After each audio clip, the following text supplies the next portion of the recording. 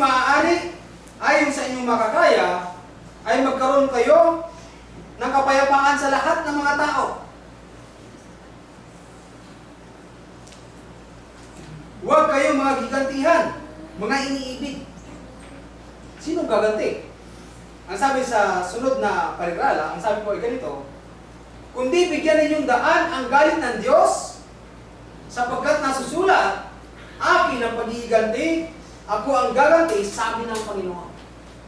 So sa kabila ng mga pag-uusig, sa kabila ng mga masasakit na dahil ang mga Kristiyano, hindi nga tayo pwedeng gumanti, sa kabila ng panglilibak sa atin, pag-aaway sa atin, hayaan natin ang Diyos na gumanti sa kanila. Hindi bulag ang Diyos sa ating mga pinagdaraanan. Hindi siya bingi sa mga hinaing natin. Bisig nga ang hibla ng buhok sa ating ulo, alam niya. Sa Matthew chapter 10 po yun. So alam niya, ang pinagdaraanan natin. Alam niya kung ano pinagdaraanan mo sa buhay.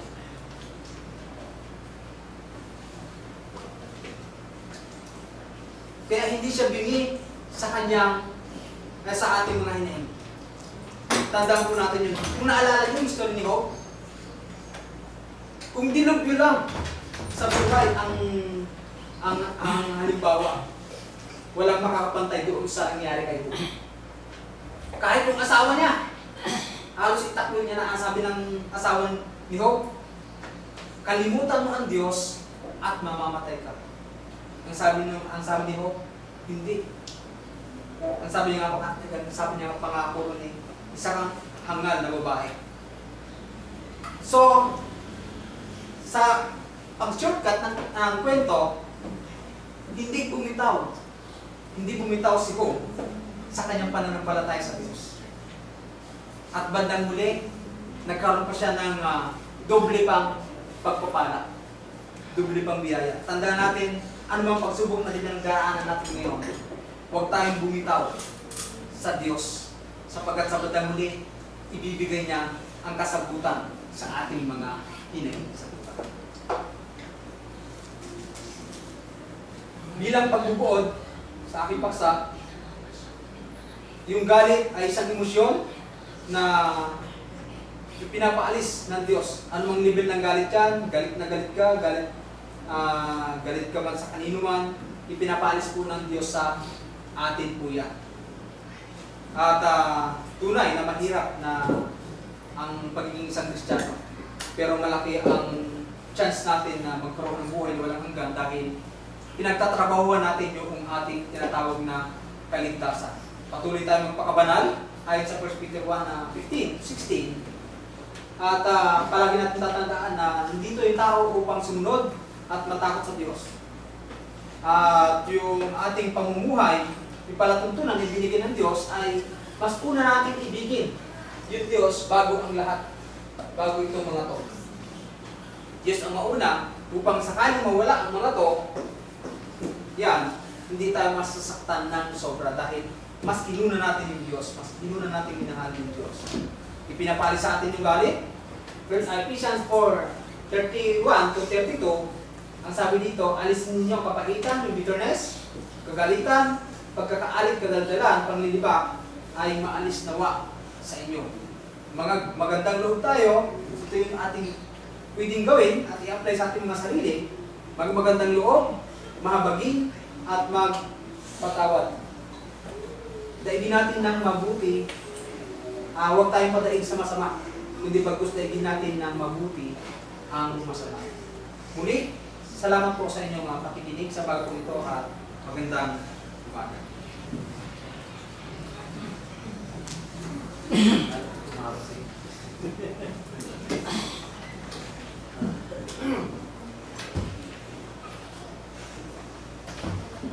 Para magtutugma po yung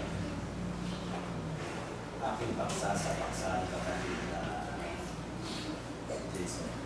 Anyway po, yung apply to Ephesians chapter 4 verse 26, sabi po yun ay, do you agree? No? Kayo magalit pero wag bubugan ng galit ang galit. Wag bubugan ang araw ay galit. So, yung po galit na ang iyong galit, no?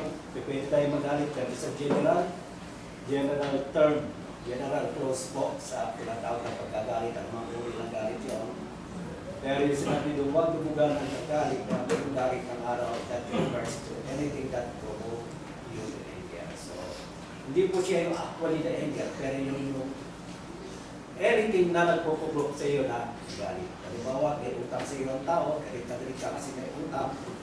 So, anong gagawin mo? Kakalimutan mo yung utang para mawala yung galit.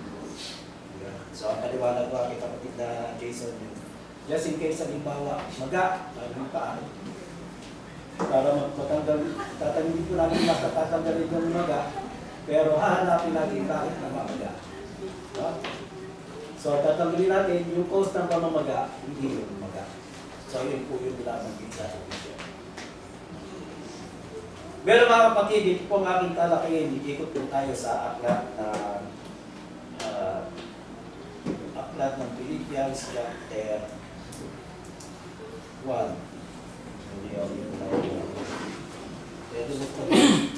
Medyo mas magaling magbuklat dito eh.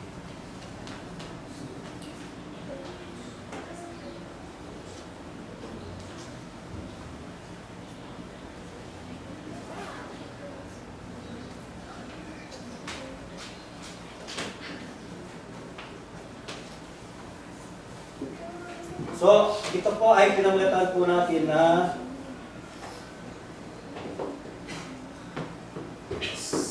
suffer the fight. So, tayo po ay maghihirap po sa ating pakikibaka. Yun po ay hamon po din sa aklat ng Philippians chapter 1, 29 to 30. So, siniti ko lang po dito yung but also to suffer for the sake and in the same conflict is so in me.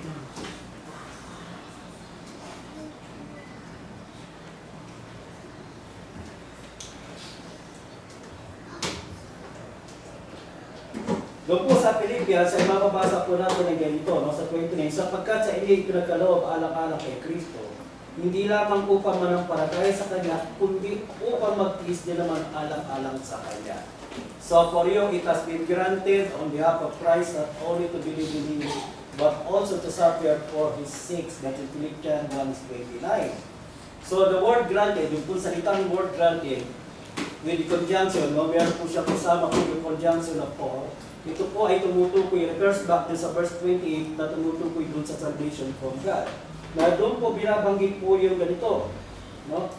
Sa anuman ay huwag kayong natakot sa mga kaaway na ito'y sa inyo at sa kanila'y malinaw na tanda ng kapahamakan.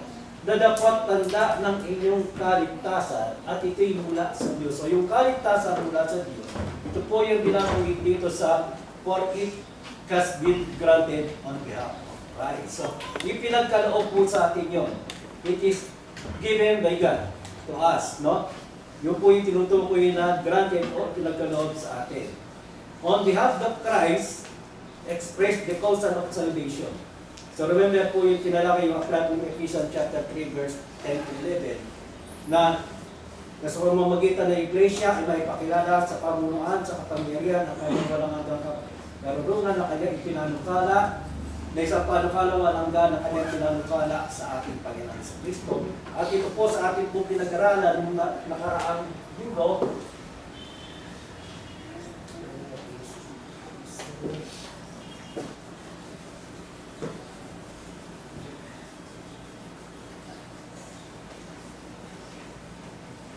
So meron po tayong beginning, ito po yung beginning, at meron po tayong from the beginning, at meron po tayong before the beginning. So mapapansin po natin dito, sa panahon pa lang po dito, nandito na ang panukala sa ating Panginoon sa Kristo. So inilatag na po ng ating Panginoon Diyos yung kalalagayan, yung qualification po ng mga tao magiging tapat sa Kanya. Diba? So on behalf of Christ expressed the causal of salvation. Bakit po? Sapagkat dito po, kung babasahin natin yung wikang Tagalog, ganito po yung salitang alang-alang kay Kristo, medyo mabasyado po mababaw para sa atin. Halimbawa, binigay ko naman ito sa iyo, alang-alang lang naman sa Kanya. So, ibig sabihin, salitang alang-alang, tumutukoy para lang i-please natin yung tao. O nahihiya tayo sa tao, kaya gano'n, di ba?